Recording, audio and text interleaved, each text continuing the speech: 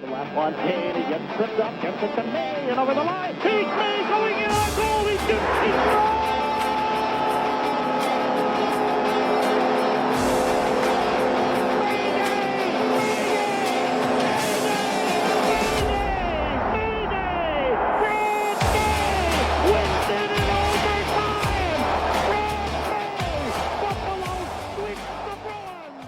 Welcome to the Overtime with Mayday podcast.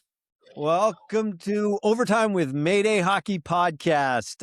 Let's drop the puck with our next guest. We're about to talk to him. I'm very excited. He's a very good friend of mine. I play hockey with him every week when I'm lucky to see him. Born in Weyburn, Saskatchewan, moved around the world a bit, spent some time with his family in Iran. We definitely have to talk a little bit about that.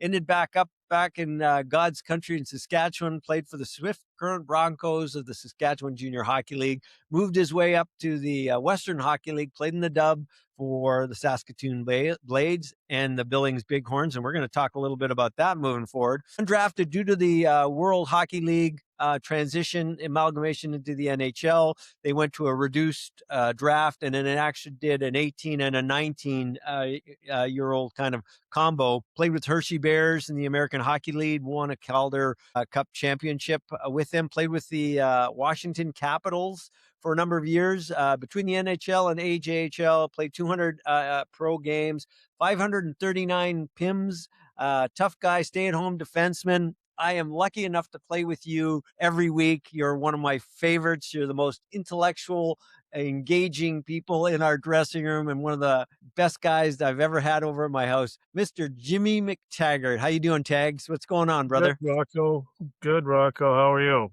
It's a pleasure to be with you guys. Doing great, bud. Good. I'm a big fan of both you guys, so it's a real honor to be on with you. I can't wait to get. I'm a grocery stick. Mayday's the star. I'm just I'm the sweeper behind. I'm like the guy yelling, "Sweep, sweep." You know, that's Rocco, me. you know what? You're the ultimate team guy, man. But no, I'm excited to meet Jim here on this podcast, and we can talk about, of course, all your accolades and everything, but and your travels around the world as well. We're going to be very excited to know about that stuff. But please tell me, Rocco Maraglia, Tuesday night hockey, Thursday night hockey, is he brutal or can he stop the puck? Rocco is the man, because in order to play with us, picture yourself as a goaltender with zero defense. Back checking went out a long time ago. Any kind of checking went out a long time ago. If the puck goes back to the point, I skate to the corner. I don't want anything to do with getting up with that. And so Rocco's good for the first two saves. He's a little shaky on the third one in a row. But that's the punishment you take when you come out and play with us, is that you're on your own back there. And how fun is like I say senior hockey, but just hockey as we're all aging and you're playing with all different skill levels. It's still an unbelievable time with your buddies, no? Well, you know, Brad, you can attest to the fact that the stuff you miss the most is in the locker room with your teammates and all of the things you get to do as a group. And when that goes away, it's really hard to replicate that.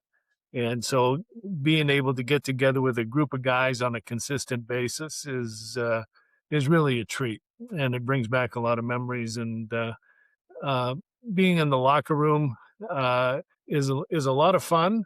And then going out on the ice is the humbling part. And I don't take on the most humbling part of the equation, which is getting in the shower anymore. I do that at home now, because if I walk in front of somebody naked, they start throwing salt on. That's awesome.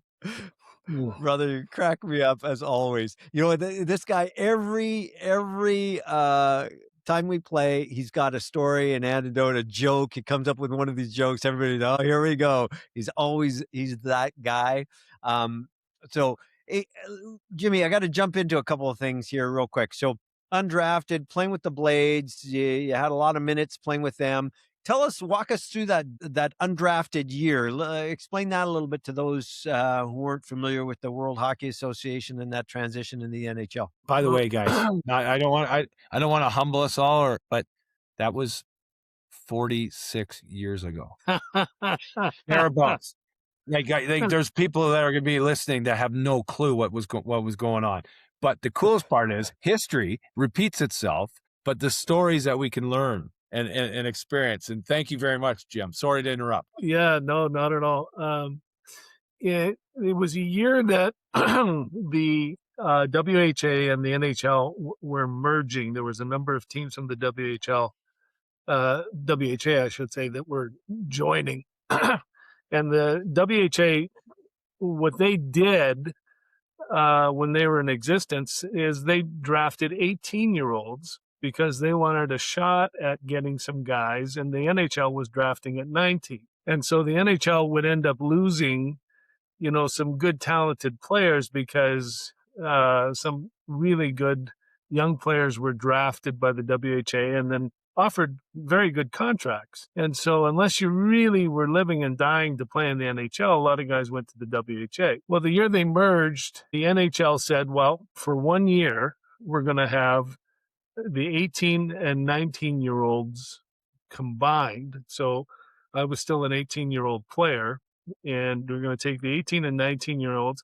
And you know what? They might have actually done it for a couple of years after that and said, we're going to have this draft this year, but we're going to cut it down to 6 rounds. So you only have 6 rounds, and you can either take an 18 or a 19-year-old. And I went undrafted, and I thought my world had come to an end because I wanted to be drafted so badly as an 18-year-old. And I went out that night, as all dedicated athletes do, and I tried to put some salve on my wounds and came home. It was like 4 a.m, and I had a note sitting on my dresser saying that a certain gentleman from the Washington Capitals had called, and he's going to call you at 8 a.m. tomorrow morning.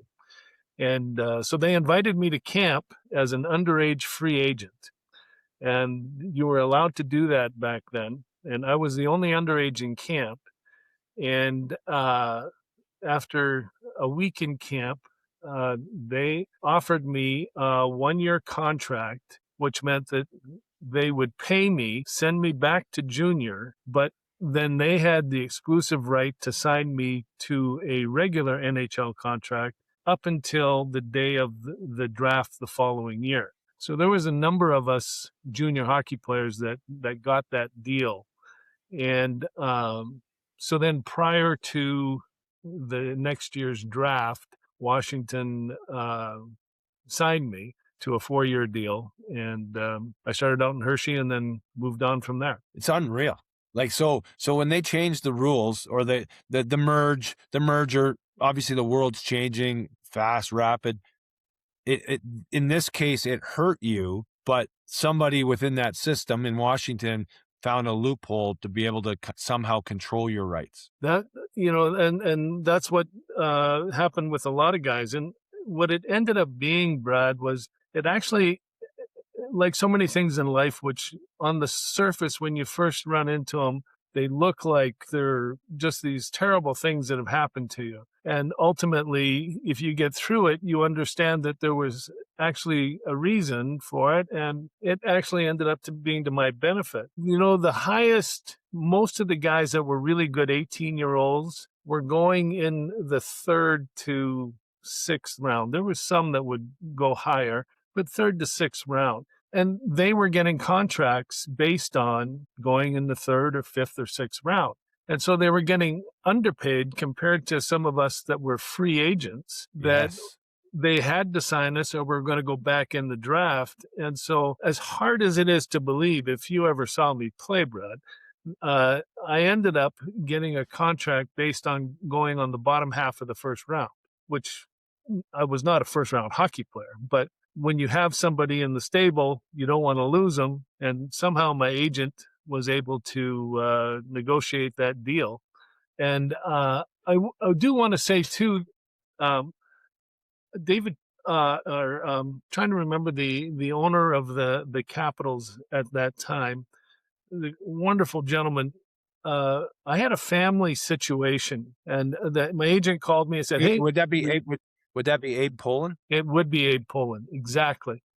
I don't know why I And- know that, but Jim, I just showed you Wow. that I'm actually like a historian myself. You are. Holy I crap. didn't even know. Wow, that's a Legend. win. So Nicely done. what's hard to imagine is that at that time, Abe he owned the team, and the team was not doing well, and they actually had a telethon to raise money to keep the team going. And I didn't know that at the time, that they were as hard up as they were financially. And so my agent called me and said, "Hey, listen, here's the deal. They're going to give you a 4-year deal at this number, and this is your signing bonus." And I said to my agent at the time, I said, my parents have a bit of a problem here that I'd like to solve for them. And I really need my signing bonus. I think the signing bonus was going to be 35,000. And I said, I really need it to be 50. And they took it back, and, only the best players were getting a $50,000 signing bonus. And they told Abe the story about my parents. And even though he was struggling, trying to find a way to make everything work there, he gave me the money. And, just a wonderful human being. Now, I didn't get all of it at once, but I got enough at the front end that I was able to get my parents out of a jam. And so I remembered those things, and I really appreciated him. And everybody that I talked to that ever had any dealings with him only had wonderful things to say about him. So my only bet is that it worked out better in Washington than it ended up ultimately doing. You know what? That story, once people hear that story, that's incredible. That's the history that it escapes us, and a lot of reasons. We're proud guys, but we're humble, and you don't tell stories out of school, and you keep it within your own network. You don't want to brag or be, braggadocious in front of others. So you don't tell the story of getting money or overpaid more money. What you just did there, that's amazing. Thank you for sharing. I don't know, that really hit my, because the world's changed so rapidly. Like we're talking, how did you sign a contract when there was no computers, no texting, no cell phones? Well, how did that happen? There was no fax machines then either. Like, how does this work? It all comes through the mail, and you wait and you get this thing and sign it, and there was a check included with it, which was, Brad, I think that I have a faith, and I actually believe that the only reason some of these things happened because I was not worthy of any of the stuff that I was able to get out of that contract. And it worked out. It worked out for my family, and it worked out for me. And so, but you're right. Everything had to be on the telephone, and there was no such thing as a fax machine. And so it came in the mail. I believe it came express mail. I think we had that back then. But Pony Express? You guys are comedians. We got 1,000 comedians that are work in the world, and I'm stuck with you two. Yeah, it was a big bag of pennies. I'm just thinking here, but you say you're not worthy or weren't worthy of that contract or offer or whatever. Can you tell your story? And maybe Rocco, you can ask the right question to set it up. But I know that you traveled to the Middle East, to Iran, if I'm not mistaken, as a young man. And why did you do that? What was the passion and the genesis of these moves? Because you telling that story will exactly exemplify why you're worthy and why you're probably worthy of so much more. But please. Well, you're kind. So my dad and my mother never really had a lot of money, and we're very humble folks from 2 small towns in Saskatchewan. And we moved to a place after I was born called Shaunavon. And my dad would stand on the street corner, and he would bang out the Hellfire and Damnation and my mother played the accordion, and my brother and I would have to sing. And you can imagine how much fun that was. And one day, the Lord spoke to my parents and said, listen, you need to pack your family up and move them to the land of opportunity, Tehran, Iran. So as my parents explained the story to me, they didn't know where that was. And so they went to the library and looked it up. And they found this place, Tehran, Iran, and began to make plans on how to get there.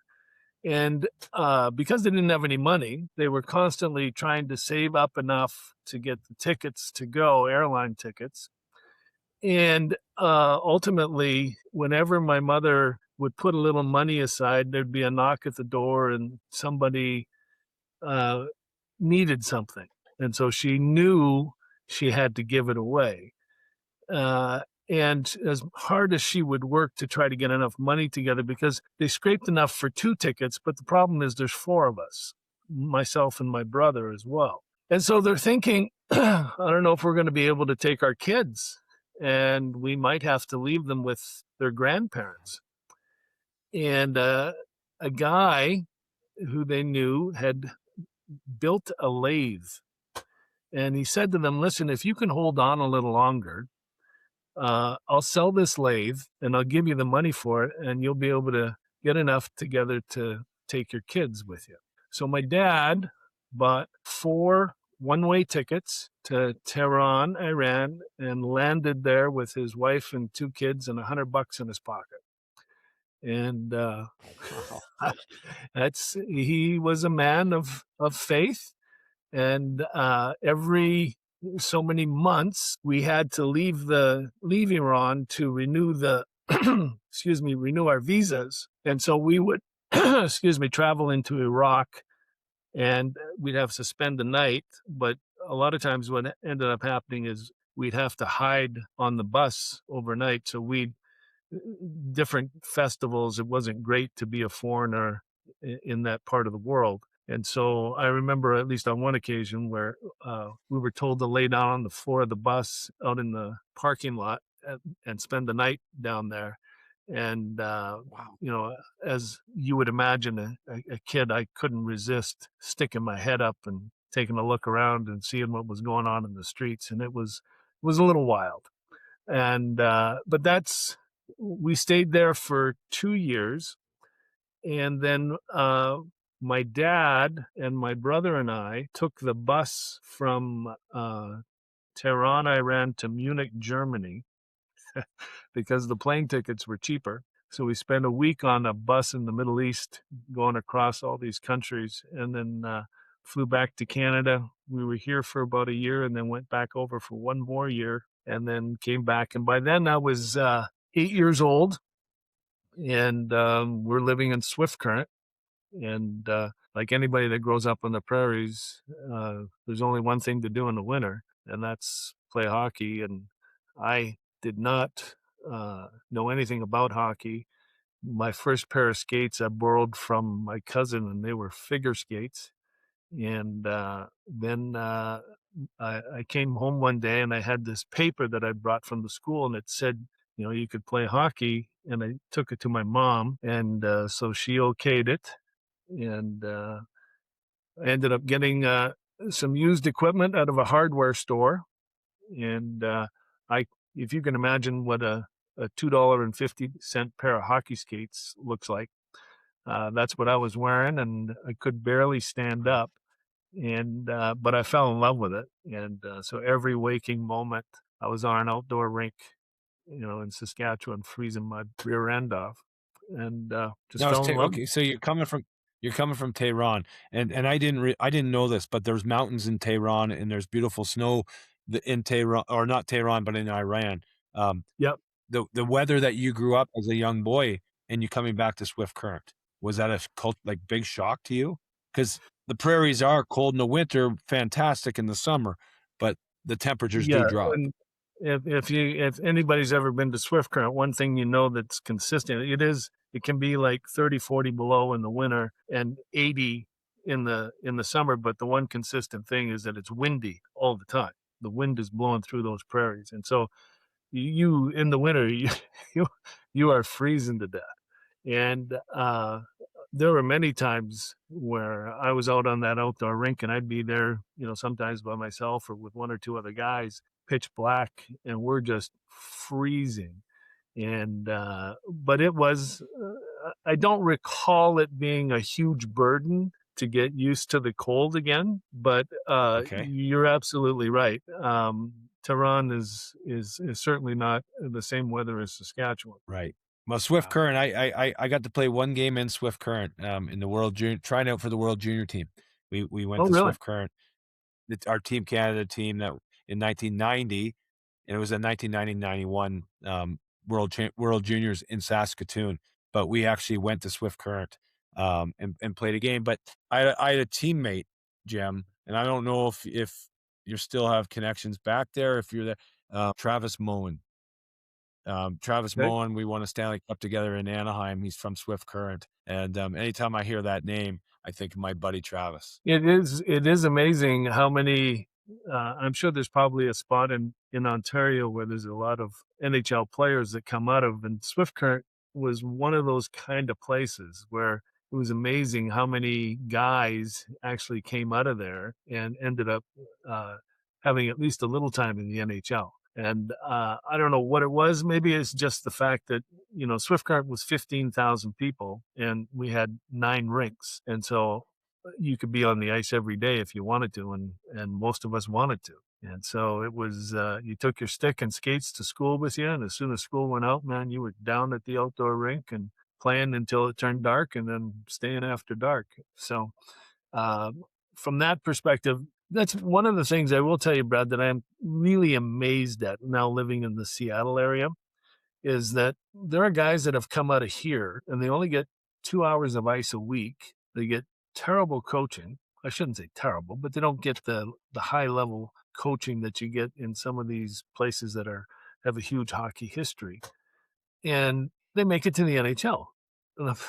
How do you do that on, 2 hours of ice a week? And not actually having the advantages that a lot of guys like us had growing up in Canada, where you had the outdoor rinks, you had decent coaching, and you had all these opportunities to get better. And these guys somehow are able to do it, which I find just fascinating. Yeah, it's really cool. And I don't know the players you're speaking of. I know there's a few guys from the area. But how is the Kraken ending up in Seattle, certainly in the Northwest? What's their presence there? How has that grown the game of hockey?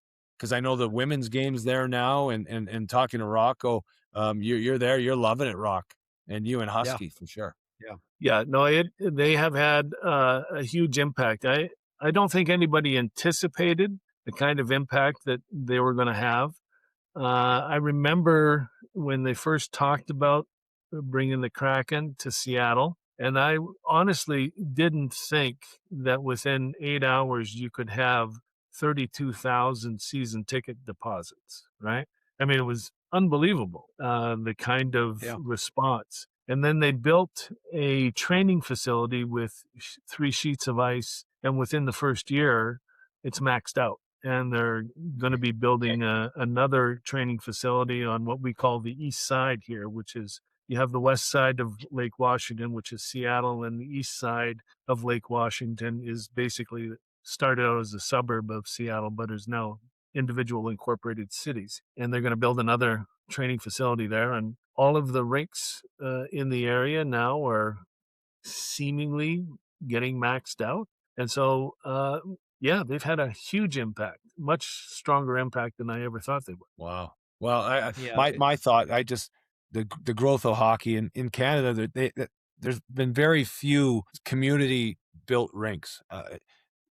like new ones, like by the number. So the one thing, it brings community together, hockey arenas, and you talk about them being maxed out in 2 and 3 years. The privatization of it all has made hockey very expensive for the youth. And you and I and Rocco, when you were up in Yellowknife, you were able to play hockey because it was one of those activities that was actually supported by everyone within the town. What's the answer? The government's got to get out of the way, or certainly pave the way to kind of allow maybe restrictions and permitting for these community centers. They build communities. It's not just about hockey, and it's men, women, boys, girls, and whoever else wants to play. You're all invited. You're so right on that. One of the things I saw being out in the U.S., especially in this area, is that you can get gear free to play with, and then you give it back at the end of the year, and then that never existed at home. And part of the development is making it so easy for people to try it out because it's so cost prohibitive. I mean, I'm a goalie, an old goalie beat at that, and an old grocery stick at that. But the gear that I'm wearing is $8,000. I have goalie masks that are $4,000, right? It's not a cheap sport. So what does that look like? And interesting enough, I just read an article specifically saying, what are the top 4 spots in the world that produce hockey players to play in the best league in the NHL, right? Being the NHL. And so Ontario pops to mind. Ontario is number 1. All right. Number 2, you think somewhere in Canada. It's no longer that. It's Minnesota, right? And then Quebec used to have a strong presence in the NHL, and they've declined so much.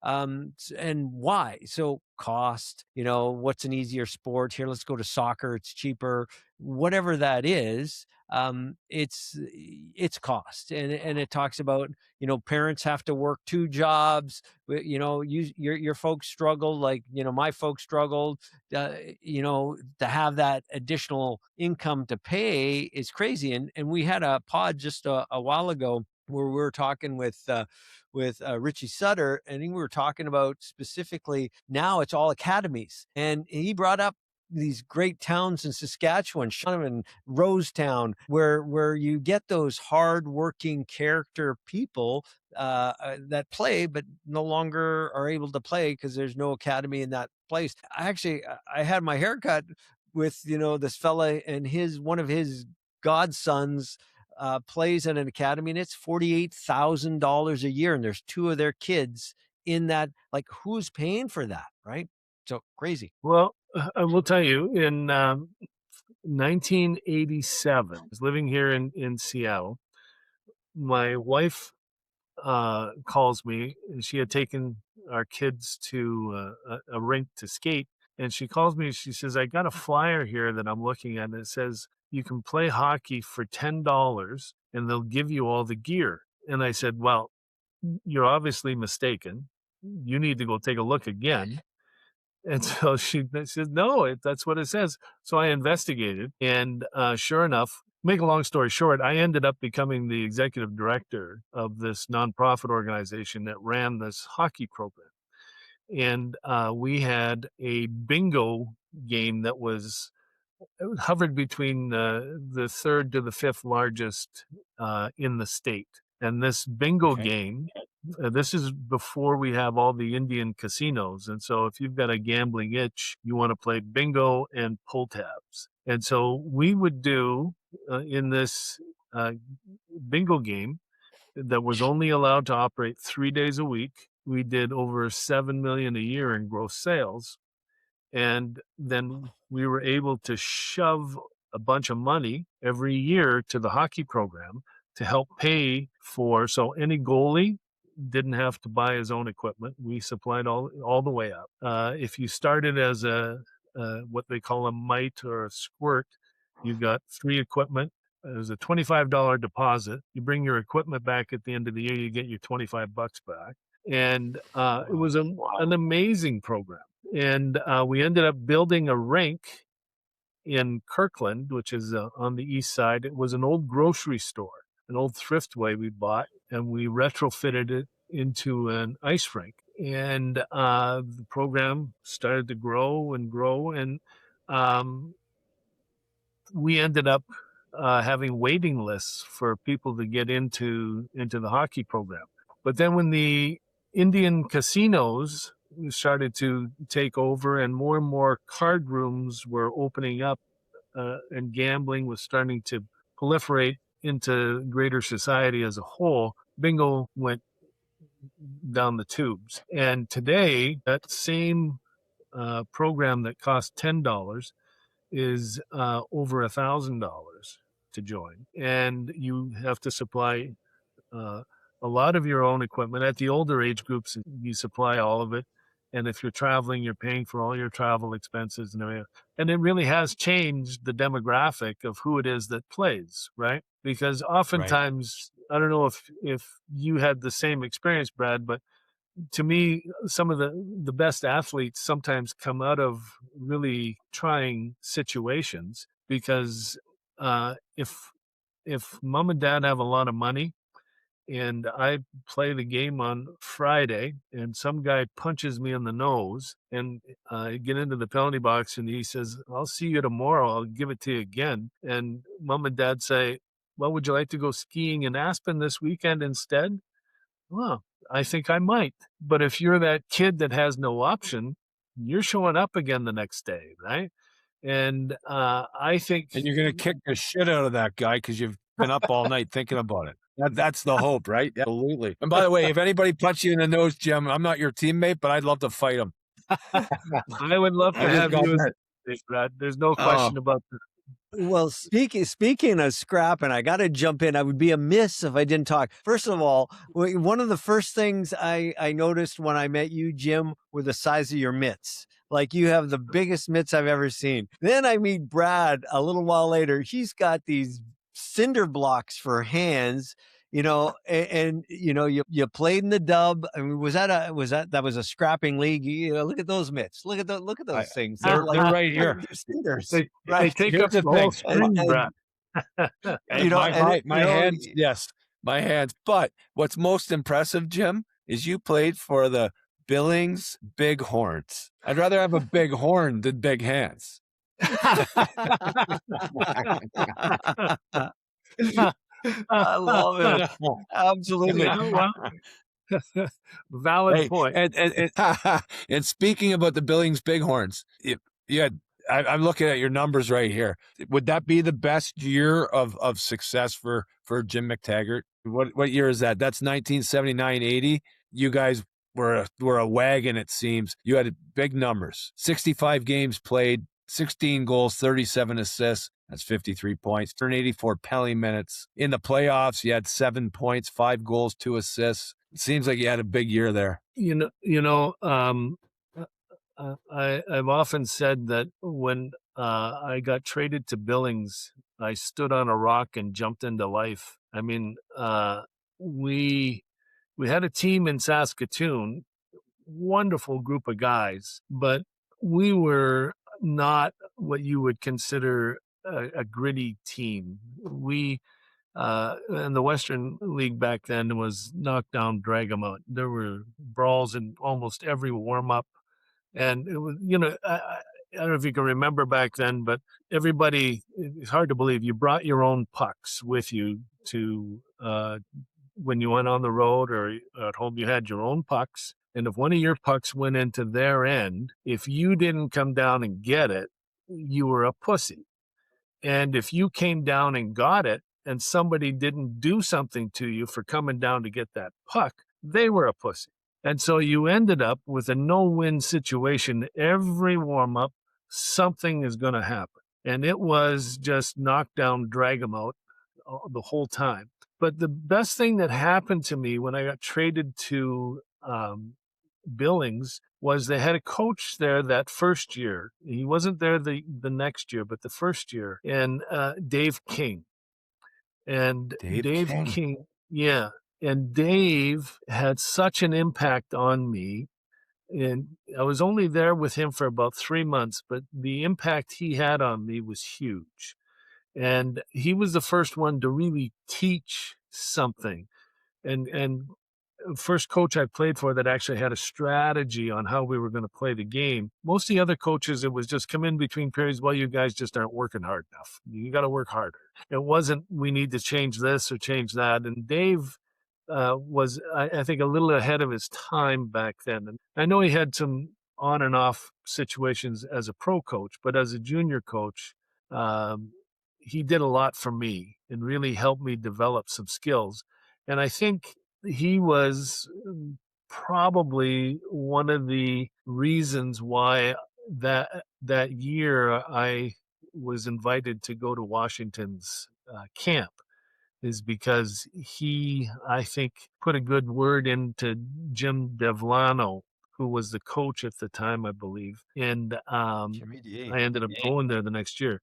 Come back to play junior my last year, and we had a good team, but we didn't have the kind of team that you knew you were going to be able to win everything. Portland always had really strong teams, and they were good and they were big. My first year in the Western Hockey League, the Portland Winterhawks were bigger than the Chicago Blackhawks. And it was just one of those things where Wow. you knew, oh yeah, they were they were something. And but that year in the playoffs, we played 7 games. Every game went into overtime, and we had a brawl in every warm-up. And it was the nuttiest thing, but we ended up losing in the 7th game. And after we lost in that game, I got called up to go play in Hershey for the Capitals American League team in the playoffs. Tell me your experience walking into the Hershey Auditorium. I played it in my first in a charity event last winter. One of the coolest buildings I've ever been in. Well, are you talking about the new building that they built, or they used to have the old one? Yeah, the old one. Yeah. There's 2 rinks. They have a new one, and their team won the Calder Cup, I think, 2 years ago as well. Yeah, against the Kraken's farm team, actually. Yeah, the down in the desert. Yeah. Yeah. But that arena, the just the architecture and the wood, beautiful place. It was kind of surreal, because what happened is they got me an airplane ticket from Billings to Washington, D.C., and they sent a guy up in a car to pick me up in Washington, D.C., and then drive me to Hershey. So I walk into the arena in Hershey, and I was told that I'm only going to be there. I'm only there on an emergency basis. And so I'm probably not going to play right away. I walk into the locker room, and the coach says, "Hey, you're playing tonight. Go grab some equipment." And so this guy takes me to where the equipment is, and it's in these Rubbermaid barrels, right? I mean, it's equipment your grandfather wore. And so I picked out, some shoulder pads and elbow pads and shin pads. The only thing I'd brought with me were my skates. And so I end up playing that night, and I don't have a chance to really take a breath at all. And I'm sitting on the end of the bench, and coach, a guy named Frank Mathers, who was a wonderful man, came down and he said, "Hey, listen, I just want you to get a feel for it. Just sit here and watch a little bit, and we'll see how it goes." And so, first 3 or 4 shifts I'm watching, and then he says, "Okay, go ahead and go out." And so I end up having a one-on-one with a guy, and I hit him, knock him down, and clear the puck. And he comes up to me and says, "Okay, you're going to play regular." So the next shift I go out, and I don't know if you ever heard of a guy named Gilles Bilodeau. He was called Bad News Bilodeau. And Okay. the guys were talking about him before the game, and I didn't think anything of it. And they're saying, just let him sleep. Sounds let like him sleep. Ogie Oglethorpe to me. Well, yeah. And so I'm in front of the net, and the puck goes to the point, and he comes to the front of the net to screen the goalie. And so I knock him down, right? And I'm going to get a penalty for interference. And I'm looking at the referee. The next thing I know, I'm getting up off the ice. Blood is pouring out of my face. This guy got up and just absolutely suckered me and dropped me. And so I got to the penalty box. he's getting thrown out for suckering me. And just like I said earlier, he said, I see you tomorrow night. And this is the playoffs. We're playing these guys for every night. And I get on the bus. And I don't know if you spent I don't know if you spent any time in the American League, Brad, but when back in the day, I got on the bus. There was a guy named Tim Coulis whose spot I had taken. His wife had made him a lunch and he wasn't going on the trip. So he gave me his lunch to take on the bus. And I get on the bus and there's these big Rubbermaid barrels full of beer and ice.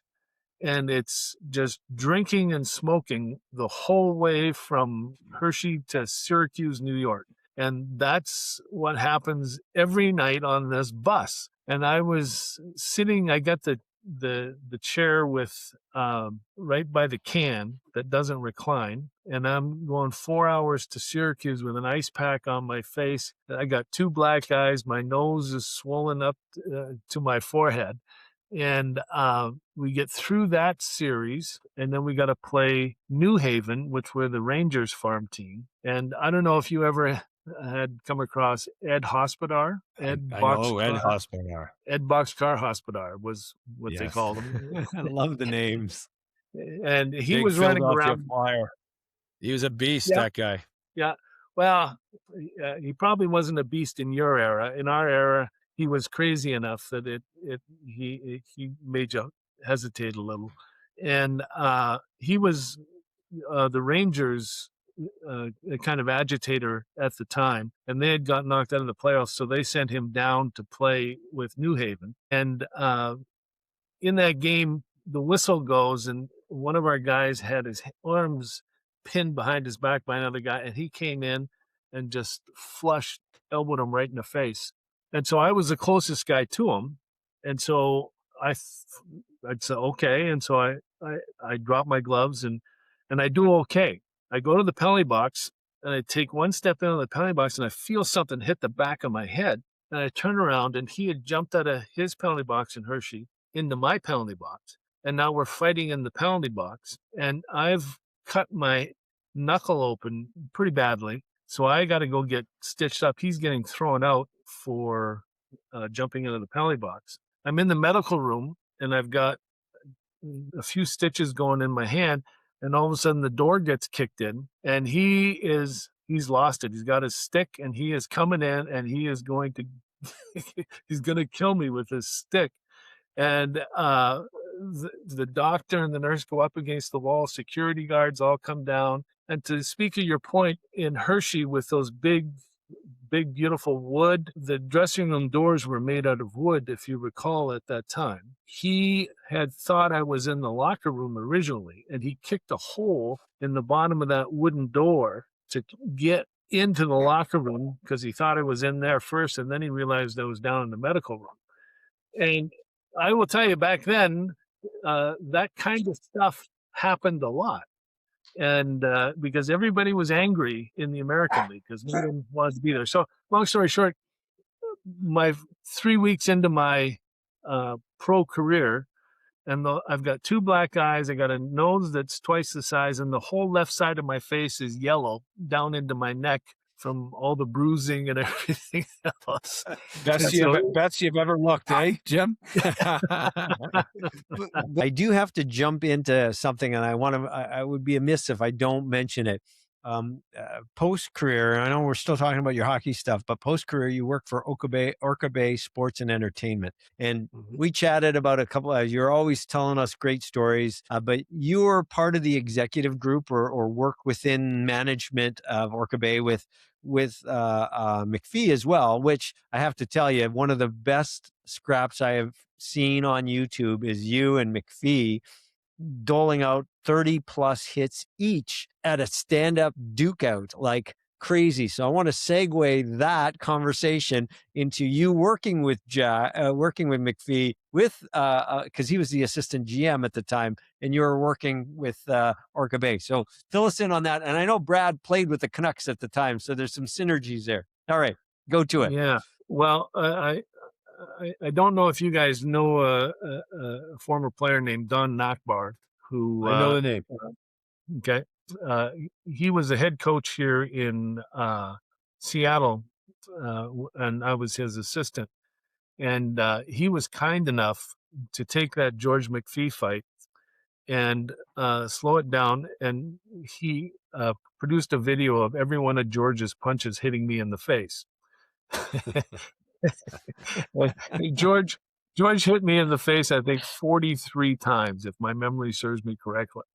And so it was one of those fights that really helped me understand what the fight was about, because I had a lot of chances. He gave me numerous chances to quit. Maybe after 20, you think you had enough, Jim? Well, I think I'll keep going with 30. And so it was a good tilt. Years later, I'm working at Orca Bay Sports and Entertainment. A gentleman named John McCaw had bought into the Vancouver Canucks and brought in also the Vancouver Grizzlies, the NBA team. And at that time, George McPhee was the assistant general manager. And the guys that were the executive team at Orca Bay were not hockey guys. And so they really didn't understand what they were kind of stirring up. They thought it was kind of funny that they would say to George, they say, "Hey, George, McTaggart says he beat the hell out of you." And then they would come to me and they say, Jim, George says he beat the hell out of you. And they didn't understand kind of the hockey mentality, right? Which is that prison yard mentality. You're not going to take a backward step, right? And I understood it because I knew they didn't know what they were doing, and it didn't bother me. But George, he was not having it. And he was in our offices in Seattle one time, and I don't know if you ever met Stanley McCammon. And I did. Stanley said, "Hey," he sees George coming down the hall, and he sees me, and he says, "Hey, Jim, tell me about the time you beat up George." George stops, and it's like, you know what? This could actually happen. We could end up here on the 46th floor throwing down. It was, and ultimately we got through it. It didn't happen, but they just didn't understand what kind of hornet's nest that they might have been kicking up. But Unreal. George and I became good friends. At the time we worked together, and I wouldn't say that if I called him, he'd pick up the phone, but he was good to me, and he was in a much more significant position in the organization than I was. Listen, I do want to ask you. I've, as you know, I'm not a very good goalie, but I put in effort. I have to ask you.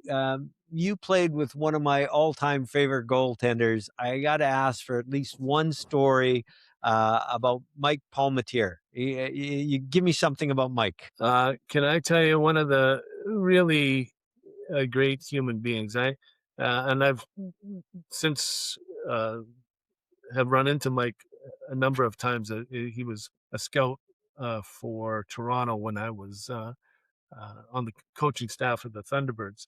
And when I played with him, he really believed in his mind that if he looked so relaxed and so outrageous, that it would rub off on everyone else and no one else would be nervous about the game. And he had this thing where he had a big garbage bag full of popcorn. And he used to eat popcorn while he got dressed before he went out on the ice. And things weren't going well for him for a period of time there. So I figured he needed to change it up. And so he told the trainers, he said, "Listen, before I go on the ice, I need a pepperoni pizza." And so the trainers would get these pizzas, and they kept them in the stick room. And before he showed up, they'd throw one of these in the sauna and heat it up for him. And you'd literally be standing there waiting to go on the ice, and he'd have one pad on. He'd have a slice of pizza in his left hand, a cup of Coke between his legs, and a cigarette in his right hand. And you'd have to wait for him to finish before he would go out on the ice. And then during warm-up, he wanted every shot that was taken on him to go in. And so he would stand there and he would just move across the net. And if a shot was going to go wide, he'd jump out to try and deflect it into the net. So he never made any saves during warm-up. He couldn't wait for the backup goalie to get in, and then he'd join you out on the line to shoot on the backup goaltender. And remarkably, was a very, very talented goalie, but then left himself susceptible to a guy clearing the puck from the other end, and it would score on him, right? The guy would shoot it from one end because he, I'm sure, was daydreaming about something. And but truly a wonderful guy. But goaltenders back in the day, I don't know if they were still like that when you played, Brad, but they were more like left-handed pitchers than they are normal guys. They all had these little idiosyncrasies and quirks about them that made them unusual. Well, Jimmy, we have a section just as we close out most of our podcasts. We have overtime questions. I've got a couple of 3 quick questions. You can just bang them off. One is the best city to travel in when you played in the NHL. For me, it was LA. LA. Okay. Awesome. Why? You know, sunny weather. It was the only really warm city spot. And for some reason, I love concrete under my feet more than I love pine cones. I totally get that. Best practical joke you've ever seen or been a part of in the dressing room? Oh, man. We had, I'm sure some guys don't know about this, but they're going to find out. But we had wood seats on our in our stalls, and and they were lacquered, so they were glossy. And one of the things that you could do is you could pour some ice cold water on that seat, and no one could see it because it just blended in with the lacquer. And I can't tell you, I would get there early and I would have a heyday, and watching guys come in, get undressed and sit down on that stuff and jump up. That was silly, but it was a treat. But guys, I never took practical jokes to the level that some guys did. And I know that one of our teammates in Hershey was getting married, and so they had a stag party for him. And the result of that was he got taped to a stretcher naked and hauled through a number of establishments and then taped to a light post in downtown Hershey and left there for the police to come and get him and let him out. So I don't know if I have anything better than that one. Yeah, no doubt. Oh my God. Hey, Jim, I got to say, thank you so much for the time you have spent with us. I know Brad has sent me a text. He's having a storm there, and they're out on Wi-Fi. It's been shut down. So on behalf of Brad, May, and myself, I want to thank you from the bottom of our heart, all the time, the effort, and some of these great stories. We'd love to have you back on the pod. I know you got more. You are the ultimate professional, fun guy to have in the dressing room.